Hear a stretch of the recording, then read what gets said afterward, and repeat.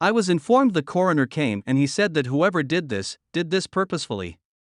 Michael had enough propofol in him, he said, to kill an elephant Pharisee. Furthermore, many individuals were engaged with this and they know what their identity is and they're extremely scared of what I could say or everything that my sibling has said to me. Was he utilized? To you? Someone was in Michael's home beyond that specialist during that time. Now that I in all actuality do be aware and I know who that individual was that was in his home. One individual I couldn't want anything more than to have a one-on-one with likely. I mean. That's it. You could instinctually get from, you. No, that your sister or sibling was letting you know that they planned to do this to him, that it was a gathering and this will happen to me bit by bit. The manner in which he said it, not exclusively to me, yet to my mom also. I have continuously accepted that the genuine proportion of big-name achievement was not simply. Latoya Jackson uncovered Whoopi Goldberg for concealing how they forfeited Michael Jackson. Since the Lord of Pop passed on, there have been a great deal of speculations regarding what occurred. In any case, one thing we can all settle on is that it was a homicide and his PCP may be the one liable. In any case, even before this occurred, it appears like Michael realized that he was an objective. He definitely realized that he would have been killed. Also, he had told his sister, Latoya Jackson. Also, since he told her, Latoya has consistently known reality behind it. She has gone on numerous meetings discussing how her sibling was killed. During one of these meetings, she uncovered Whoopi Goldberg for concealing how they forfeited Michael Jackson. Yet, are these cases valid or is it simply one more hypothesis? All things considered, how about we find out? Michael Jackson's demise was a misfortune for the whole world. The Lord of Pop was adored by the entire world with everybody singing to his music. This is the reason when he passed on from an alleged excess, everybody concocted speculations. Nonetheless, in his whole family, the individual who appeared to be most impacted was his sister, Latoya Jackson. Furthermore, when that's what she did, I nearly crashed the vehicle. I began crying. The pop symbol sister continued such countless meetings discussing her sibling's demise. Also, in every one of these meetings, she would continuously discuss how he told her that he would have been killed. She reviewed Michael telling her, Latoya, I will be killed for my music distributing inventory in my domain. As per Latoya, Michael would constantly tell her this over and over. Furthermore, as she guarantees, Michael generally accepted that there was a scheme. Latoya composed the diary beginning once again because of how harmed she was by her sibling's passing. Also, in this journal, she subtleties her hypothesis about what truly killed her sibling. As indicated by Latoya, there was a scheme behind his downfall. She guarantees that Michael's homicide was a plot by his business counsels and specialists to work him too much with the shows that he was chipping away at. Furthermore, with his demise, they were wanting to benefit from his domain. Latoya goes on to call Dr. Conrad Murray the Fall Fellow. In this diary, Latoya truly gabs about Michael giving experiences into their relationship and how he really focused on his three youngsters, Paris, Sovereign and Cover. Some of you might be considering what precisely befell Michael. For what reason would we say we are asserting that Michael was killed on August 28, 2009? It was made authority that Michael Jackson's demise was brought about by a deadly mix of doctor-prescribed drugs.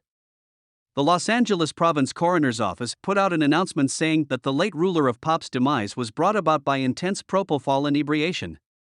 Eventually, the coroner decided that the way of death was crime. This report from the coroner's office came only a day after recently unlocked court orders were uncovered. Also, with these warrants, police found pot and various void medication bottles at Jackson's home. As per the warrants, which were given on June 29, on the day that Jackson passed on, while specialists were in the house, relatives of the decedent told Los Angeles District Coroner's Associate Boss Ed Winter that they had found an amount of tar heroin in Jackson's room on the second floor of the home.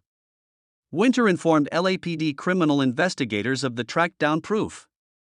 Notwithstanding, the warrant doesn't actually specify whether it ended up being heroin.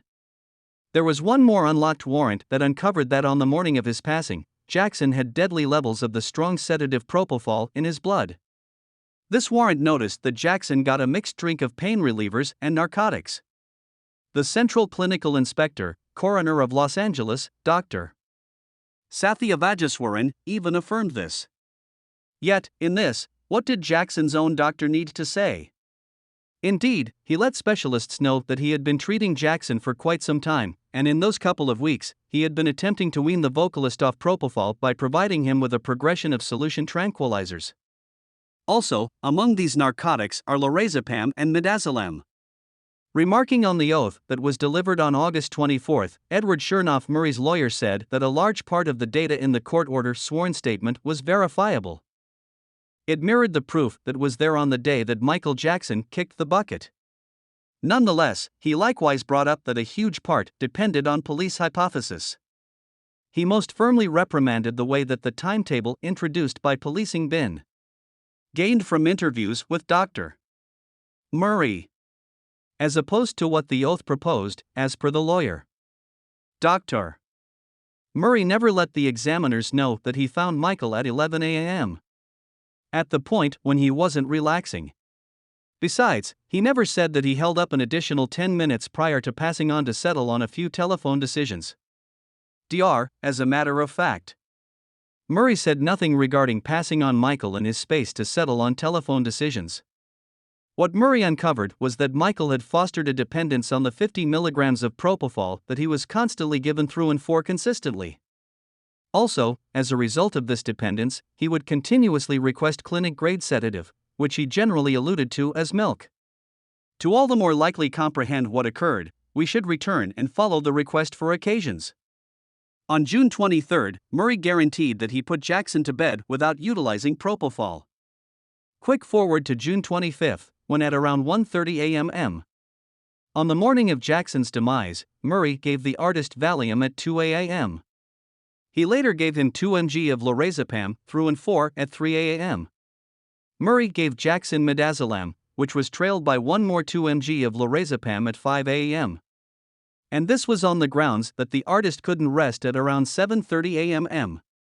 Murray provided the artist with 2 extra milligrams of midazolam, and as per Murray, he never left Jackson's bedside the entire time. I can begin right away in the event that you can perform mouth-to-mouth as soon as could be expected, that is perfect. Yet, I don't have the foggiest idea how long Michael was finished keeping an eye on the vocalist with a heartbeat oximeter at 10:40 a.m. Jackson actually couldn't nod off. Furthermore, after continually requesting more medication, Murray ultimately yielded and gave him 25 milligrams of propofol. In any case, this time he weakened it with the pain reliever lidocaine. Murray then let the